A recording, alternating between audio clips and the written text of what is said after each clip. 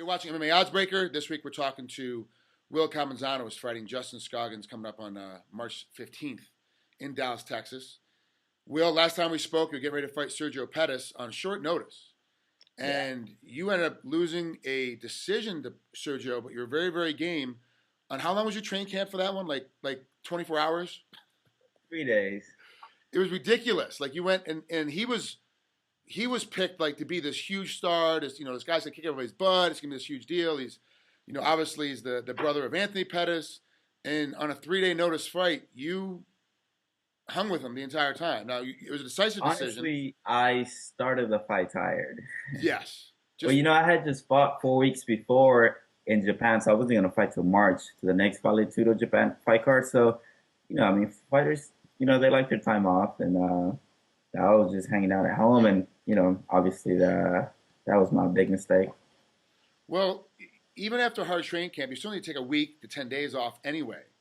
So even if you had started back in camp and had been training 10 days after your last fight with Hito Takoro, you still would have been only a week and a half in or 2 weeks in when they called you.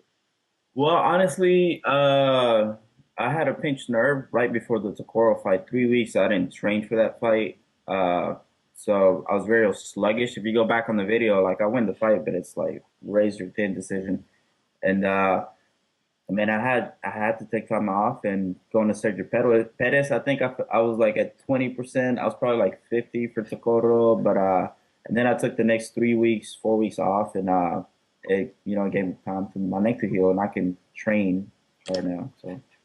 Well, let's talk about Justin then. You're 13-5. He's 8-0. So they're obviously putting him in there as a new breed coming in. He's going to make that 9-0 mark up to that 10-0 mark. How do you see him when you look at film on him? Like, what do you see him doing to you when you guys get inside that cage? He's very young. This is what the fifth undefeated prospect I fight as a flyweight. So I'm game. These young guys. They usually start really hard, but then they blow their load, so they don't know how to compete, for that second and third round, and I think that's when I'm going to make my mark. Do you see this fight being fought more on its feet? Do you see this fight being fought more on the ground? I think he's going to wrestle, and on the feet, he moves a lot, lateral and in and out and side kicks, and, it's guys like that, like Machida, they're tough to fight because of that distance game and point striking, but... So I got to make sure when I'm going in to hurt him. So you're going all the way in. You can't play that middle ground. Nah, because he'll win that fight on just points like that. So. And there's nothing worse than losing a decision to a guy you should be able to beat, but you just can't catch him. That makes it very difficult. So, did you bring anybody in for your training camp that kind of mimics Justin's style, so that you can kind of get a feel for this guy's going to try to play that point game? Oh, I don't know. We don't. Those guys are hard to come by, that style, psychic stuff. And I got training partners trying to mimic him. Obviously, it won't be the same.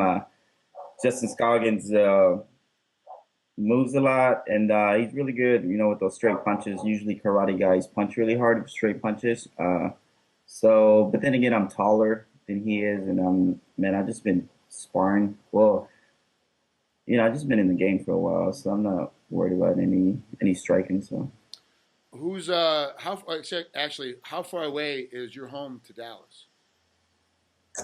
From Dallas, yeah. I'm down the road from Dallas. I'm actually 5-8 minutes.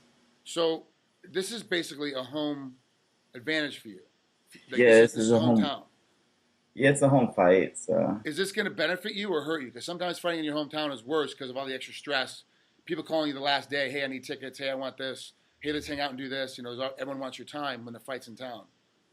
No, I've been in the game for a little bit now, and honestly, I get no stress about fighting anymore. There's no,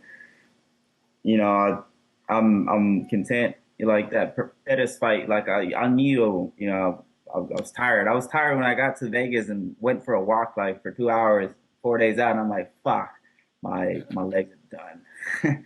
But and then I got out there and man, I did what I could, and I made him uncomfortable. He had a full training camp, and I just know when I fight, I'll lay it out and I'm gonna compete to the fullest. So I don't own stress. Yeah, you looked really good without a training camp, so I can't even imagine now with a full training camp and finally with your neck being healed, how good this fight's going to be because it's really going to be a position where I think that when you go, you have a shot of being anybody at the weight class because you are an inside very strong fighter, very good on the inside.